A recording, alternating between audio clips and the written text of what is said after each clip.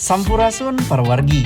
Pada hari Minggu tanggal 17 Desember 2024, KPU Garut menyelenggarakan simulasi pemungutan, penghitungan, dan rekapitulasi suara untuk pemilihan gubernur dan wakil gubernur, serta pemilihan bupati dan wakil bupati tahun 2024, yang dilaksanakan di TPS 9, Desa Langansari, Kecamatan Tarogong Kaler, Kabupaten Garut. Kegiatan ini dibuka secara resmi oleh Ketua KPU Garut, Dian Hasanuddin, dan dihadiri oleh Kepala Bakes Bangpol Garut, Nurodin, serta tamu undangan lainnya. Dalam simulasi ini, KPU Garut menggunakan daftar pemilih tetap TPS 9 yang berjumlah 495 orang dan melibatkan kelompok penyelenggara pemungutan suara atau KPPS asli di TPS tersebut. Meskipun surat suara yang digunakan hanya untuk simulasi, pengaturan tetap disesuaikan dengan kondisi nyata. Surat suara pemilihan bupati dan wakil bupati menampilkan gambar makanan dan minuman dengan nomor 75, 76, dan 77. Sementara itu, surat suara pemilihan gubernur dan wakil gubernur menggunakan gambar bunga dengan nomor 75 hingga 79. Secara umum, kegiatan simulasi mengundang animo besar warga dalam menggunakan hak pilihnya.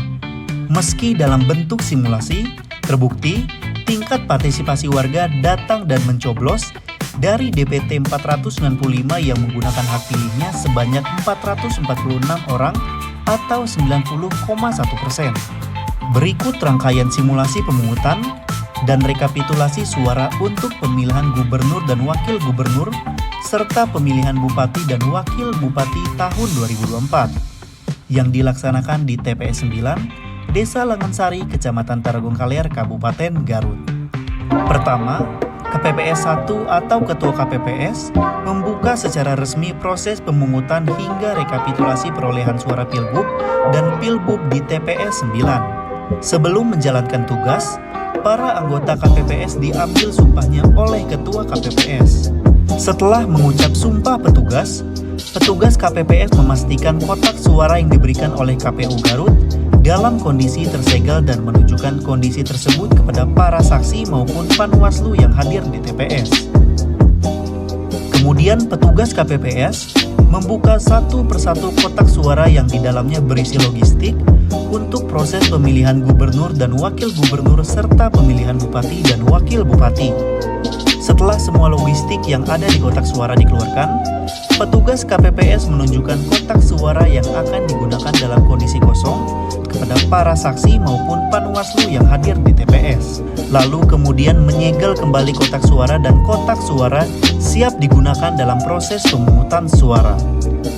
Kemudian para petugas langsung mengambil posisi di tempat masing-masing untuk melayani pemilih yang akan menggunakan hak suaranya. Petugas KPPS 4 dan 5 melayani dan mencatat kehadiran pemilih serta memastikan data yang diberikan oleh pemilih sesuai dengan DPT yang ada. Setelah itu, pemilih dipersilahkan untuk duduk dan menunggu panggilan dari KPPS 1. Sementara itu, KPPS 2 mengisi data yang ada pada surat suara sebelum diberikan oleh KPPS 1 kepada pemilih. Selanjutnya, KPPS 1 menandatangani surat suara yang datanya sudah diisi oleh KPPS 2, lalu memanggil dan memberikan surat suara kepada pemilih. Adapun surat suara yang diberikan oleh KPPS 1, yakni 2 surat suara. Yang pertama surat suara dengan sampul berwarna merah, yang pertama surat suara dengan sampul berwarna merah marun untuk pemilihan gubernur dan wakil gubernur, serta surat suara dengan sampul berwarna biru muda untuk pemilihan bupati dan wakil bupati. Kemudian, pemilih bisa memasuki bilik suara untuk menggunakan hak suaranya. Jika terdapat kerusakan, surat suara cacat, atau sudah tercoblos, pemilih bisa melaporkan hal tersebut kepada KPPS 1 agar surat suara tersebut bisa digantikan dengan yang baru.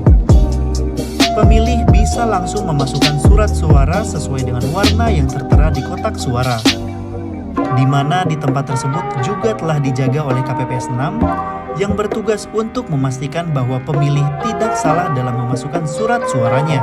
Guna menuntaskan proses pemilihan, pemilih bisa mencelupkan jarinya di meja KPPS 7, di mana meja tersebut dijaga langsung oleh petugas KPPS 7 yang bertugas untuk mengarahkan pemilih untuk mencelupkan salah satu jari tangannya ke dalam tempat tinta dan memastikan tinta tersebut telah membasahi kuku jari pemilih tersebut. Proses pemungutan suara ini sendiri berlangsung dari pukul 7 hingga pukul 13.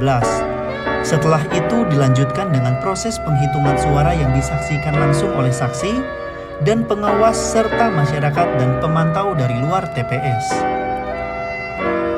Dalam simulasi kali ini, surat suara yang pertama kali dihitung yakni surat suara gubernur dan wakil gubernur, di mana Ketua KPPS dibantu KPPS 2 dan 3 membuka kotak suara pemilihan gubernur dan wakil gubernur yang tersegel. Kemudian Ketua KPPS mengeluarkan seluruh surat suara serta memperlihatkan kepada saksi dan pengawas bahwa kotak suara telah kosong. Ketua KPPS menghitung jumlah surat suara yang telah dikeluarkan dan memastikan angkanya sesuai dengan pemilih yang menggunakan hak pilihnya.